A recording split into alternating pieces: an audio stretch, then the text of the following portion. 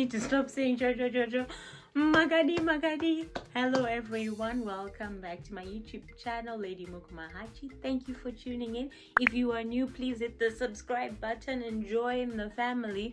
Also turn on post notifications so that you get a little notification that Lady Muk has shared a new song, Abura Jakare, homemade hymns playlist. Yay! So Yesu Mununuri is the song I will be singing for you today. I hope that you will enjoy it. Yesu Mununuri, mauya nasi. Mununuri Yesu, mauya nasi. Mugere nani jino, digere munami Yesu. Yesu Mununuri mauya pamutadini.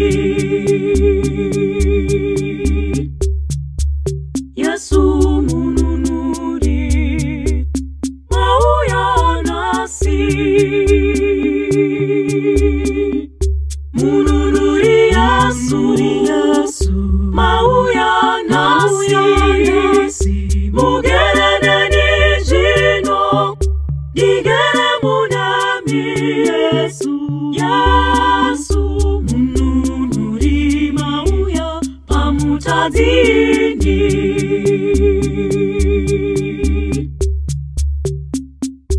Muviri wa Kristo, murwiri wangu, rugare ndiruwane, na mwari na vanhu. Omwenewe dengo, pamutadini. Dochisha misokocho, donenjire chido.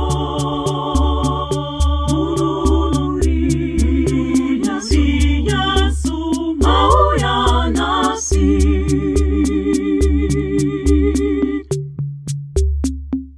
Komba maushipire, iwe moyo wangu, alimo mwari wako, kumira unapigwa. Omwenewe dengo, pamutadini. Dochisha misokocho, donenjire chido.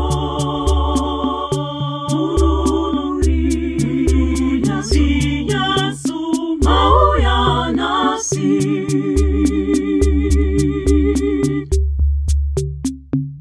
Kurwara dambuto, Shona kanyendi. Nesimba nenyu Yesu, no tunganana. Omwenewe dengo, pamutadini. Dochisha misokocho, donenjire chido.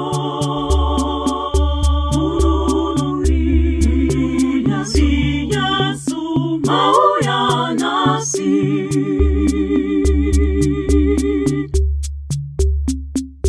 Pamusiwa kufa, tizira guna Yesu. Umupe moyo wako, uzerene chido. Omwenewe dengo, pamutadini. Dochisha misokocho, donenjire chido.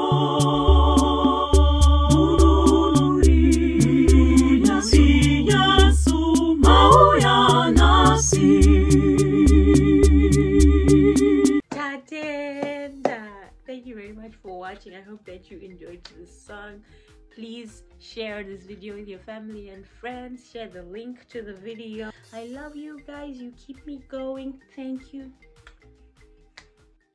Mununuri Yesu mauya nasi. Mugere nani jino, digere munami Yesu Mununuri mauya pamutadzini.